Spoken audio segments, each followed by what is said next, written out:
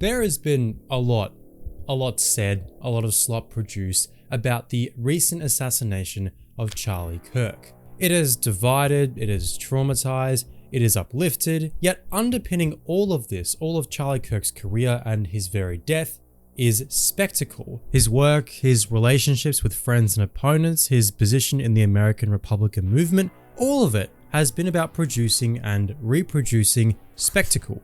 Those who love him, those who hate him, those who antagonize him, are all entangled in this presentation of an immense accumulation of spectacles. To many, his death is symbolic of the normalization of political violence in America. But what's missed is how his death encapsulates just how totally colonized politics has been by spectacle.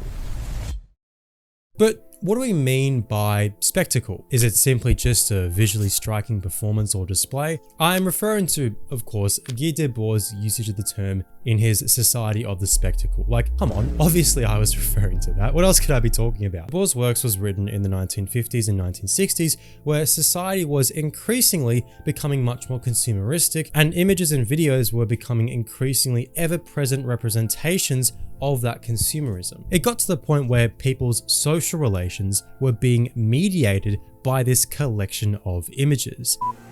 In this book, Debord described how capitalist societies complemented the increasing fragmentation of everyday life, including labor, with the nightmarishly false unity of the spectacle, passively consumed by the alienated workers.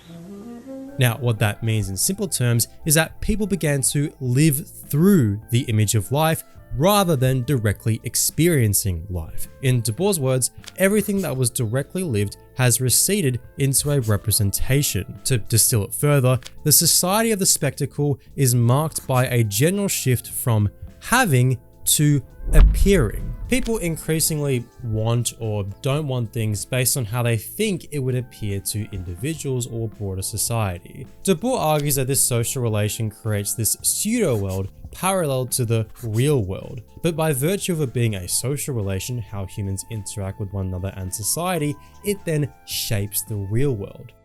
So let's use the subject of this video, Charlie Kirk and Turning Point USA, as an example of spectacle. TPUSA would go around to college campuses across the US and film long shoots where people like Charlie Kirk would go and debate random students about pressing issues topical to US politics, such as abortion, gun rights, the border, etc. If you haven't seen a liberal college student gets owned by a conservative facts video yet, hi, how is your 10-year coma? We're in the bad timeline. Importantly, and this is particular to the rise of short-form content with TikTok, Reels, and Shorts, these videos will be cut up into moments typically capturing the host, in this case Charlie Kirk, rhetorically besting a college student in a debate. The better Kirk looks, the more humiliated the student looks, the better the clip for Kirk and TPUSA, as they're trying to put on the image of being rational, strong, factual, compared to the weak, irrational, and emotional liberal left. The purpose of going to these campuses isn't to disseminate knowledge, it isn't to win over the real-life crowd, nor to convince the opposing person. It is to produce spectacle, a spectacle of the conservative side of politics owning the liberals and left with facts and logic, making the spectator, who may or may not be apolitical or lean one way or the other, consider how they would be perceived both by themselves and by others if they adopted a similar image. I'm gonna one-up you, you know what I'm saying? Like, I'm gonna get that 30-second boom, put it on social. It's like, ooh, he owned him. Yeah. I kind of live in that world. Right? That's right. You're definitely one of those. Right? Yeah, of course. We helped. You got a few billion views of that. Yeah, we have a couple billion. Exactly. We helped create that genre. Shapiro, Walsh, Candace, and I, we were kind of some of the pioneers there. Geez. And this worked incredibly well for Kirk and TPUSA. As you can probably imagine, they had a field day with bitter boomers looking for young advocates to reaffirm their prize, but also a growing demographic of particularly male, disaffected millennials and Gen Z. So much so that I would argue that TPUSA was incorporated, unofficially, as the youth and media wing of the Republican Party, the most effective producers of spectacle in the apparatus. From being co-founded by Kirk and conservative businessman and Tea Party associate Bill Montgomery, to being financed by various Republican and conservative sources, to sharing staffers with elected Republican politicians, to being criticized by other conservative organizations for being too close to the Trump administration, to Kirk's casket being delivered for a public funeral on Air Force 2, it is very clear just how enveloped and close TPUSA is with the Republican Party. And so because of their proximity to the Republican Party, and in particular the Trump-led party, Kirk was primarily interested in what De Boer called concentrated spectacle. Its spectacle imposes an image of the good which subsumes everything that officially exists, an image which is usually concentrated in a single individual, the guarantor of the system's totalitarian cohesion. Everyone must magically identify with this absolute star or disappear. As De Boer notes in the report on the construction of situations, the ideological and material importance of liberatory and revolutionary movements has continually diminished to the point that they have become totally isolated. Their action, which under more favorable conditions was able to lead to a sudden renewal in the climate of feeling, has weakened to the point that conservative tendencies have been able to exclude them from any direct penetration into the rigged arena of official culture. Once these movements have been deprived of their role in the production of new values, they end up serving as a reserve pool of intellectual labor from which the bourgeoisie can draw individuals capable of adding innovative nuances to its propaganda. To me at least, this perfectly encapsulates Kirk's atmospheric rise on TikTok in the past few years. Because yes, TPUSA was big in 2016, in 2020, but it was TikTok's alliance with TPUSA which catapulted their reach and greatly intensified Kirk's productivity in making and distributing spectacle. But TikTok was the hub of a lot of the anti-Israel sentiment that was brewing with Gen Z. And then all of a sudden the TikTok ban got resurfaced. Mitt Romney said at a security conference, we are banning TikTok because it is sowing anti-Israel sentiment in the United States.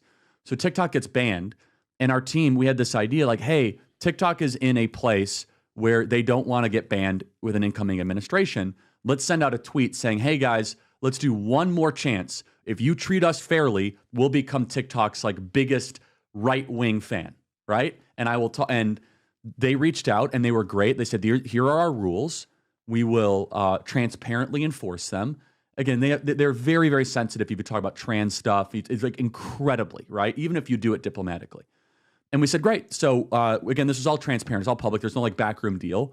And so we started posting my old college discussions there because I've been doing this for 12 years where we just have open dialogues. And we started to get 5 million views a day, 6 million views a day, and 10 million views a day. And so over the summer, I said, well, what if this election season, I do like 25 campus stops and we kind of create these open air discussions and they might go viral, especially on TikTok, that could influence a lot of people to view the election the way obviously I want them to view it.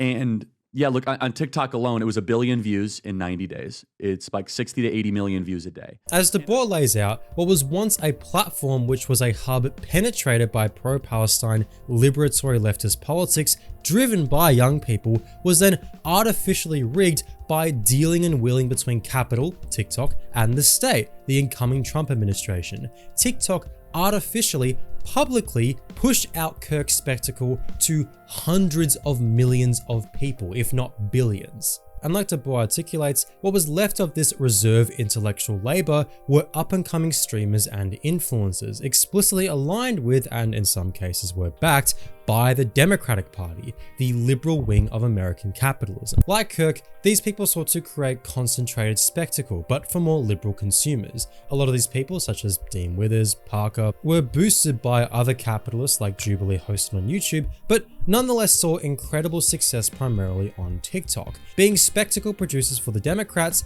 these people act by adding innovative nuances in capitalist propaganda, by positioning themselves as sound, liberal-minded alternatives to the more rabid, rigid conservatives, yet still funnel discontent into support for the Democratic Party, therein lying the innovative nuance. To these people and to many commentators, or really anyone with a decent sized following, they are spectacle producers, talking about the real world, talking about politics in a way which stupefies subjects by separating society from the conditions of creatively producing one's own life. In the dizzying spectacle, human subjects are no longer able to challenge the passively promoted by the ever-moving images of the corporate brands. Essentially, it all becomes a game, a trend, a team you can go for, an identity you can use to relate with others, predicated upon a collation of images and video based upon a fragmented picture of reality, one which then reconstructs a pseudo-reality to then live in. The very real violence of politics itself becomes spectacle, gotcha moments, and slop content, divorced from the reality that our political system is socially murderous. It relies on violence domestically, but particularly violence exported out into the global south, directly upheld by people like Charlie Kirk. We provided aid to Israel to where they ended up literally leveling Gaza. Do you think our money was in good use to do that? Well, yes and no. I mean, the first question is, why did Israel do that? It's because Hamas went and killed 1,300 Jews on October 7th, unprompted, unprovoked, in the most horrendous way imaginable. And so Israel was responding in a way that they would respond. Hamas invited that. And I guess the question... But because these influencers live in a pseudo-reality, because they produce spectacle constructed from these fragments of reality, they become detached. People like Charlie Kirk may be diametrically opposed politically to someone like Dean Withers, but to quote this cringy shit, they were opponents or enemies, sorry. Which is why this was the reaction of so many when Charlie Kirk was shot dead in Utah. The word that Charlie Kirk is dead? He has a wife and a child. Imagine, you know...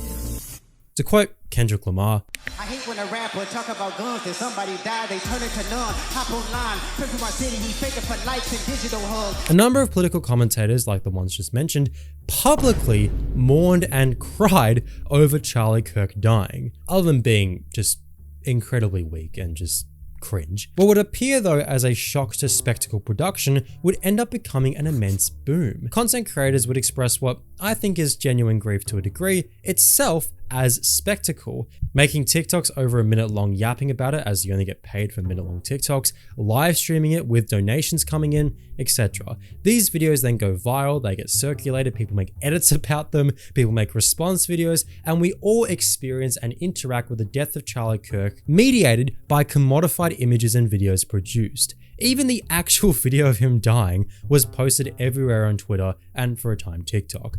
People express their emotions, sad or happy, mediated by the images and videos posted online, i.e. spectacle. So why was it that Charlie Kirk was the one who was publicly mourned, yet the 72 Palestinians, these students who almost died from the school shooting in Colorado, the 86 Congolese people, the 19 Indonesians, the 8 Mexicans, you get the idea. Why is it that Charlie Kirk is more deserving of mourning than these people who have died from violence and disaster innate to how we do politics, and importantly, innate to politics upheld by Charlie Kirk? And look, I'll be sharper about it. Why wasn't the United Health CEO mourned as much? Why are these content creators who are liberals through and through mourning or caring about Charlie Kirk more than a Democratic Congresswoman, Melissa Hortman and her family, who was killed by a Republican? Well, it's about proximity. Kirk was a producer of concentrated spectacle for a political party, while under a different banner, the form of Kirk and those other influences are the same. They are playing the same game. It's not that they're just both capitalists, they produce spectacle for the capitalist mode of production. And we see this kind of camaraderie across the world in these various political cliques. Here's one example in Australia. Despite the barrage of abuse former Liberal Prime Minister Tony Abbott has hurled towards Labor politicians, likening them to the Nazis and Goebbels, saying that Julia Gillard's father died in shame, which should already have died of shame. Then opposition leader Bill Shorten and Abbott, along with a few others, went on a little boys trip to Israel together, taking this cute pic. And look, this is anecdotal, I can't verify this, but talk to a member. I know people in the Labour Party who have gone on sponsored holidays to Israel with other Liberal staffers. It's not an uncommon occurrence. Like, check this one out. This is a picture of the lads in Tel Aviv of Shorten and then New South Wales State Liberal Party President Scott Morrison, later Prime Minister, with Israeli Prime Minister Ehud Barak. Shorten wasn't even a politician at this point. Back in 2005, he was the head of the Australian Workers' Union. So yeah, before these guys were particularly big names, they were already hanging out with each other in Israel. Behind the scenes, these people are amicable, and they have to be. While they're representatives of different factions, ultimately they exist to uphold and preserve the same system, the same mode of production. The same mode of production which is at the base of the violence, institutionalized or stochastic, which we see a lot of today. These guys are so amicable and friendly with each other, they even fall in love. Josh Burns, the most rabid Zionist in the Labour Party. Georgie Purcell, apparently pro-Palestine. Here's my favourite. Drew Pavlo, crypto-fascist. Emily Kim, Labour councillor. If we go back to the example of Gaza though, these two factions will bicker about how to do things, but fundamentally agree on maintaining and defending the apartheid state of Israel, a state that has, through exclusion and deprivation, which itself is institutionalized political violence, created the conditions which legitimizes violent resistance in the subjugated population, even instrumentally using prescribed terrorist organizations as political ploys, funding them insofar as it delivers immediate political gains. That resistance, whether or not you agree with particular actions or not, is then magnified and used as pretext for further intensified and, in this case, genocidal violence. And so, like politicians who will be more than happy to uphold institutionalized political violence, but then cry out as the repercussions of said system comes back to bite them in the ass, spectacle producers will gladly sow the seeds, engage in political theatre, uphold the mode of production which requires institutional violence, but then will, in this case literally, cry as the consequences lay bare. Politics to them is spectacle. They get to make content, make money, feel good about themselves, yet the second any sort of aberrational violence is committed against their class, well, now it's time to cool it down, now it's time to mourn, and in the words of Dean Withers specifically, now it's time to side with the right. Don't make that line be one between the left and right. Because if you do make that line fall between the left and right, I will side with the right. This is not about party lines, so don't fucking make it about party lines.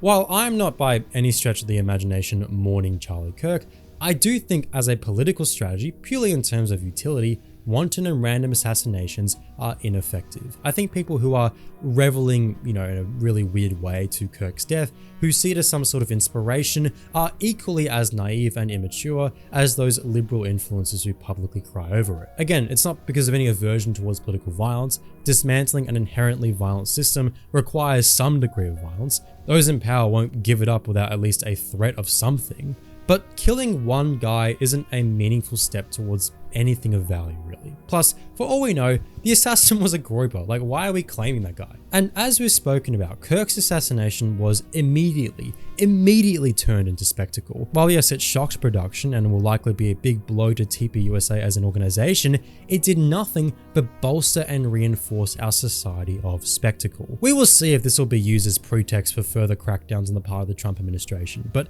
it is events like this which do lay the groundwork for the further cascading of what was left of liberal democracy in the US. It is looking increasingly likely that some kind of perverted inversion of classical fascism is on the rise in the US.